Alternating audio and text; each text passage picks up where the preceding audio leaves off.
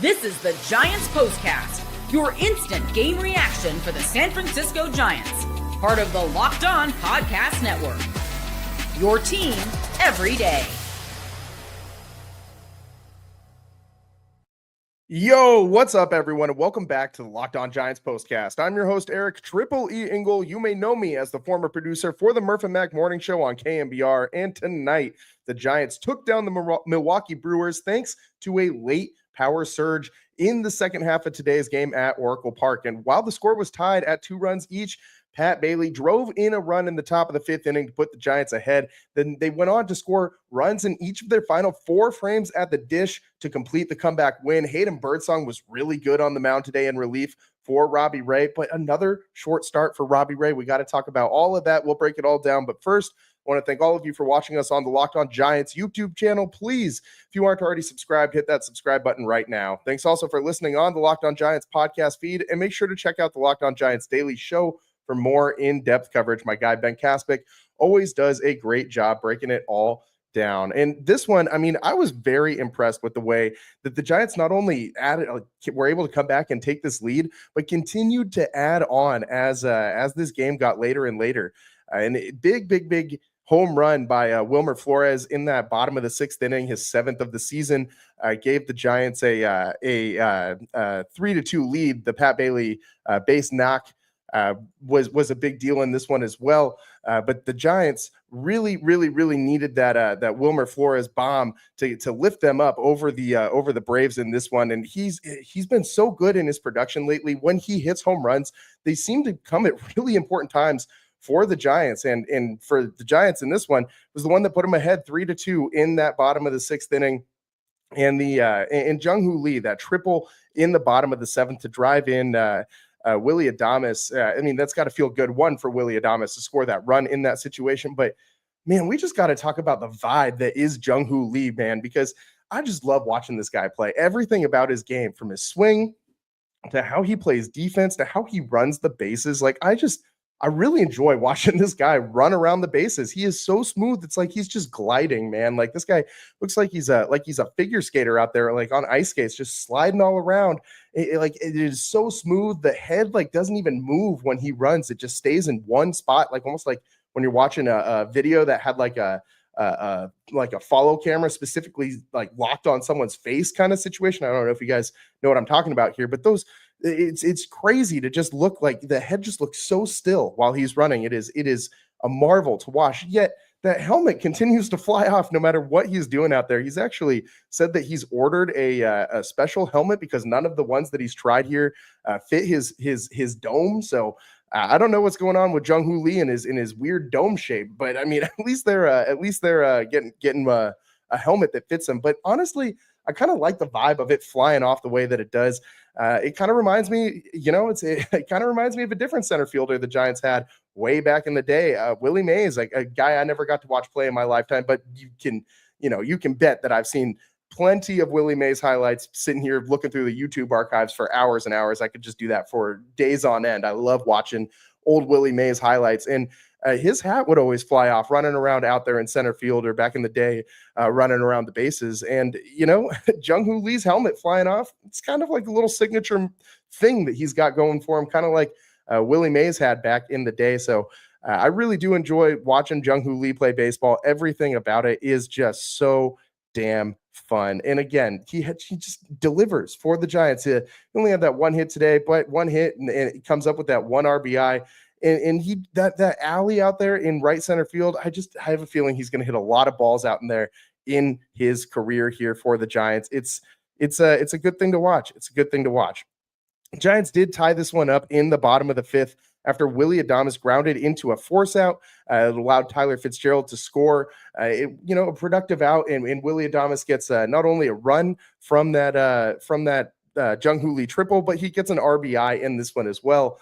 Didn't have a hit in today's game. I was really thinking that this was going to be when Willy Adames turned the corner, because he had a very nice last couple games. He's been hitting the ball on the button, but today just did not translate to a hit for Willy Adames. And, I think it'll come around for him. I think that he's going to need to find that hot streak. He did hit one 95.5 miles an hour off the bat on a ground out today. That was the hardest hit ball that he had. So he's still not quite squaring things up the way that you hope that he will eventually, and the way that I really think that he will eventually. But ultimately, he's got to start finding some production for the Giants. He's one of the only players on this team who's kind of yet to hit his stride, and it's once he does, it'll really change the makeup of this lineup. But when you score, 5 runs in a game and in the middle of your order doesn't do a whole lot. I mean, Chapman went 0 for today. He did have a walk, but 0 for 3 at the dish with the strikeout. And you only had, just like one hit between Willy Adames, Jung-Hoo Lee, Matt Chapman, and Elliot Ramos. That's your 2, 3, 4, and 5 hitters. You only get one hit from those guys, and you still manage to win this game and put on 5 runs and against the Brewers. And that's very impressive to me. The way that the bottom of this order hit today. I mean, Wilmer Flores, 2 for 3 with that bomb. Pat Bailey also had a knock. He had a couple RBIs in this one. And Tyler Fitzgerald scored a run, 2 infield singles for him in this one. Fitz, the batting average up to 318. And Mike Yastrzemski also on base 3 times in this one, setting the table at the top of that order. This whole Giants lineup is producing for the most part, other than the guys that you would expect to be the guys carrying this team right now. So it's a good thing when everybody on this team starts to hit. It's a good thing when everybody on this team is contributing to wins. And even though the Giants base running wise did not have a ton of steals or anything like that. In fact, they got caught stealing a couple times today. Mike Yastrzemski and Matt Chapman both thrown out on steal attempts. I'm okay with that, because I would much rather see the Giants get thrown out stealing than just play station to station baseball. Taking 4 base hits to score 1 run is not a very fun brand of ball to watch. And I really do enjoy watching the Giants get the runners moving and go into some hit and run action and see what you got out there. Double steals. We've seen a lot of double steals lately as well for the Giants. So good game from the Giants defensively as well tonight. No errors yet again. And they really did hold the Brewers down. I mean, Robbie Ray had that one mistake that gave up that home run in the top of the second to Durbin.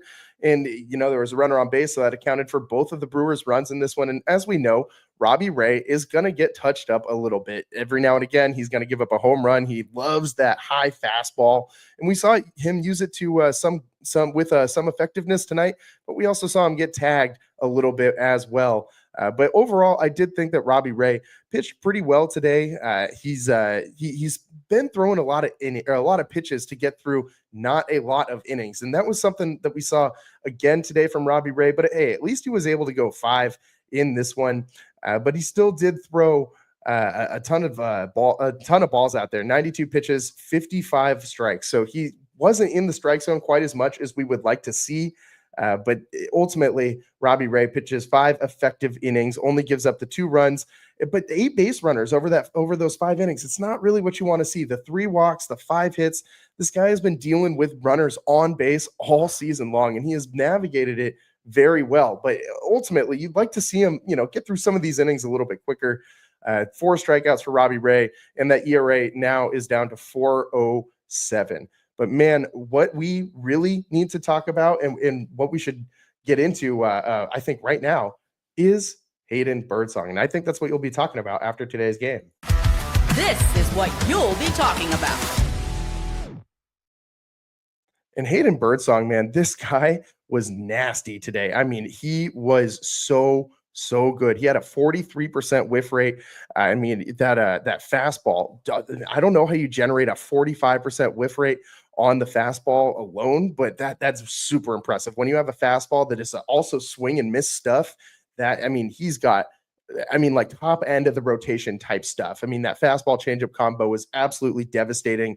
45% whiff rate on that fastball, 44% whiff rate on the changeup today. He threw 29 fastballs and 15 changeups, was really doing most of his work with those 2 pitches. He threw 3 curveballs and 2 sliders.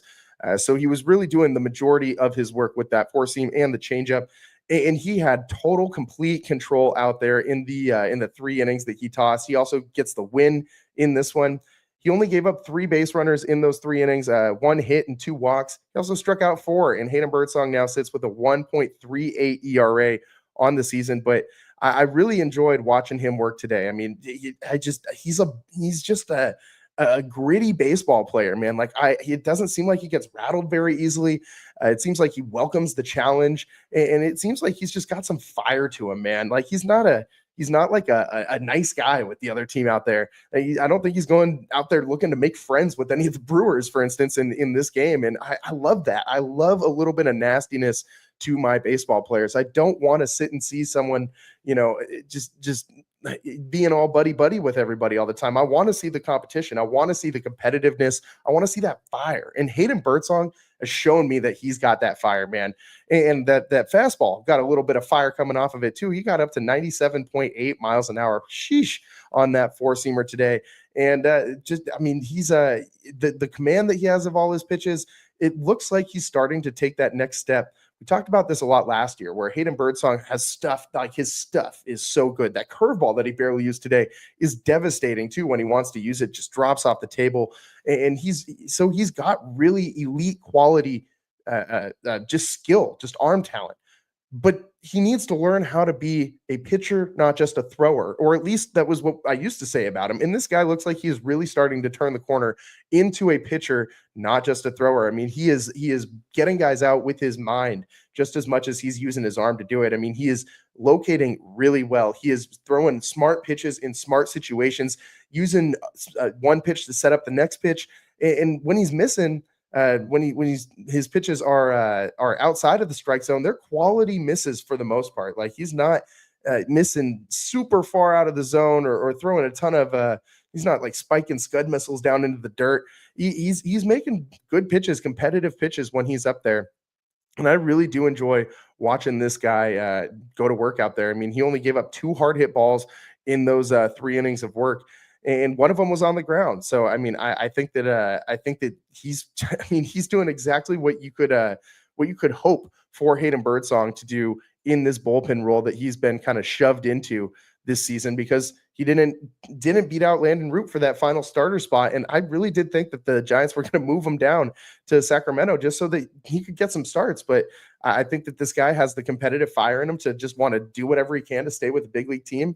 And again, you got to respect and admire that. I mean, this guy could be, starting for plenty of other teams in baseball, and just the Giants have a very strong pitching staff.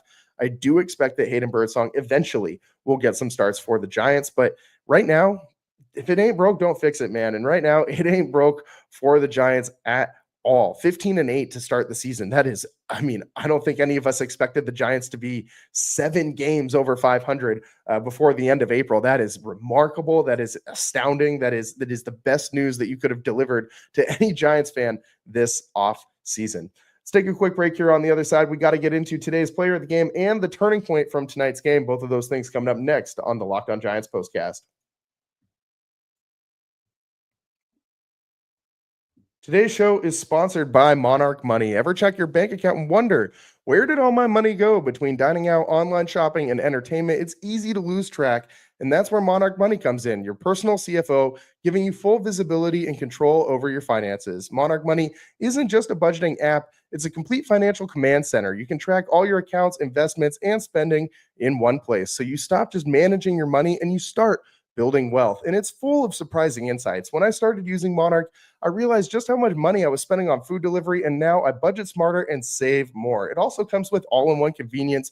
Instead of juggling multiple apps, you can just use Monarch to check your finances, also track spending, and even plan long-term goals. And of course, it's so easy to collaborate with whoever you need to collaborate with in your life. Managing your money with your partner is smoother than ever. You can track shared and personal accounts, set goals, and stay on the same page without the stress. Take control of your finances with Monarch Money. Use code LOCKEDONMLB at monarchmoney.com for 50% off your first year. That's monarchmoney.com, code LOCKEDONMLB for half off your first year. Welcome back to the Locked On Giants postcast. I'm your host, Eric Triple E Engel, and tonight, man, the Giants really turned it around after falling behind early on in this one, 2-0, and they come back for 5 unanswered runs in this game, and the Giants really needed every single one of those runs to get it going. But really, the turning point from tonight's game, I think you guys already know. It came in the bottom of the 6th inning off the bat of Wilmer Flores. Time to reveal where the game was won or lost. It's the turning point. And Wilmer was first pitch swinging on this one, right down the middle. I mean, just slightly on the towards the inner half of the plate, and just a little bit lower than dead center down the middle of the strike zone. But that's kind of right where Wilmer wants that ball. You know what I mean? Like, he loves pitches on that inner half of the plate, and he just turned on that one, man. He drilled it 103.1 miles an hour, 399 off the bat. So or 399 feet out into left center field. Wilmer really mashed that ball. And this guy has just been so good lately for the Giants. I mean, he's already got 7 home runs on the season, and he's just adding to that total, man. 24 RBIs. He's only batting 220, but I don't really care about the batting average when he's doing what he's doing out there. The OPS up to 749. So the on-base plus slugging, I think that matters a lot more than just the batting average in today's game. And that's something that you love to see from him. I mean, that's almost 200 points higher than we saw it in the 2024 season, that OPS right now. And he's got almost half as many at bats already in this season as he had all of last season in total. And I mean, we know that he was marred with injuries last year. He's already well over the home run total, almost double the home run total that he had last year. And he's 2 RBIs short of where he was last season as well. And so Wilmer playing the way he's been playing is a big lift for this Giants team. I mean, batting in the 7th hole still. And I mean, I know Bob Melvin has said multiple times that he doesn't want to use Wilmer all the time. He doesn't want to play him every day. He doesn't want to put him out in the field very much because he wants to keep him healthy for as long as possible. And I think that's a great idea. I don't need Wilmer Flores playing first base. I mean, I would like the Giants to have a better plan at first base than what they currently have, than just kind of sitting around biding time for Bryce Eldridge, which I get that you're not going to go and spend a bunch of money or make some crazy trade to go get a big name and fill that void, as much as I personally would just love Vlad Guerrero Jr. I mean, him signing that new contract in Toronto, that's a pipe dream. That's absolutely never going to happen. And I'm aware of that. But I would still like to see someone, other than Lamont Wade Jr., man in first base right now. But I also don't need Wilmer Flores in the field. If keeping him in the DH role is going to lead to this type of a season from Flo, keep him there. Don't move him. If it ain't broke, don't fix it. The same thing we said about the starting rotation in Hayden Birdsong is my same approach to Wilmer Flores. If/when he starts to cool off, then maybe you can give some other guys a look over there at the DH. Obviously, Encarnacion, who was recently moved to the 60-day IL. He'll hopefully come back at some point this season, and we'll see him in that position as well in the DH role. And but man, Wilmer Flores, having the start to the year that he's had, it's kind of made us just completely forget about that Encarnacion injury. He was going to be kind of like a little bit of a X factor for this team. But man, I'm just thrilled with seeing what I've seen from Wilmer Flores. And I mean, it gives the Giants a piece of stability that they really did not think that they would have. I don't think anyone counted on Wilmer bouncing back the way he has this year. Maybe you thought that he wasn't going to, repeat what he did last season, because he was pretty subpar last year. But I don't think anybody thought that he'd be, one of the league leaders in home runs and RBIs this early in the season. I know it's early. I know it's April.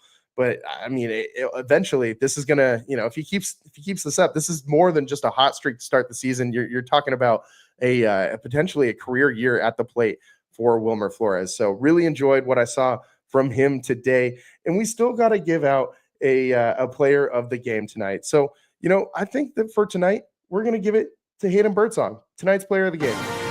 This is the Locked On Player of the Game. And it could go to a lot of different places. I thought about Patrick Bailey as well, because he had 2 RBIs in this big win for the Giants today. But I ultimately think that we got to give it to Hayden Birdsong, because this guy has battled through a lot. I mean, he survived through the Farhan regime of young players not ever getting that vote of confidence, and now he's got Bob Melvin in there with Buster Posey playing Buster Ball, and I really like what I've seen from him. And today, 3 solid innings out of the pen. You didn't have to use multiple arms, multiple relievers. And during this Giants very long stretch, 17 games without an off day, you need a guy in the bullpen who can go out there and eat some innings. He's not just a long reliever. Like this guy, I mean, he held this game. I mean, he got the win, but he also got the win and the hold, because you didn't need to go and bring out Tyler Rogers in that 8th inning. You got to let Tyler Rogers and Ryan Walker both chill out today. Camilo Doval We barely mentioned him, but we got to mention nice inning at the end for Camilo. No extracurricular, super stressful innings. Just the one inning, one strikeout, solid. That's it. No base runners. Great. Perfect. Exactly what I want to see from Camilo Doval. Maybe slowly start to build that confidence back. He does get the save today, his third of the season. And, it was all set up by Hayden Birdsong. I mean, those 3 innings in relief, so much smoother and cleaner than Robbie Ray's 5 prior innings before that were all kind of up and down. But ultimately, I think Hayden Birdsong deserves today's player of the game. And ultimately, he's gonna get some starts for this Giants team. If you're wondering when the Hayden Birdsong starts are going to come, just wait. They'll be here before you know it. Thanks so much for tuning in today. That's all the time we got for you guys here on the Locked On Giants postcast. Make sure you tune in tomorrow for our postcast from Giants Brewers in Game 2 of this series. And hopefully this is, getting off on the right foot again for the Giants in winning the first game of a series. They've done that in a lot of their series this year so far. Hopefully this translates to another series win, maybe even another sweep for the Giants. That would be nice. Thanks so much for tuning in. We'll see you next time. Peace.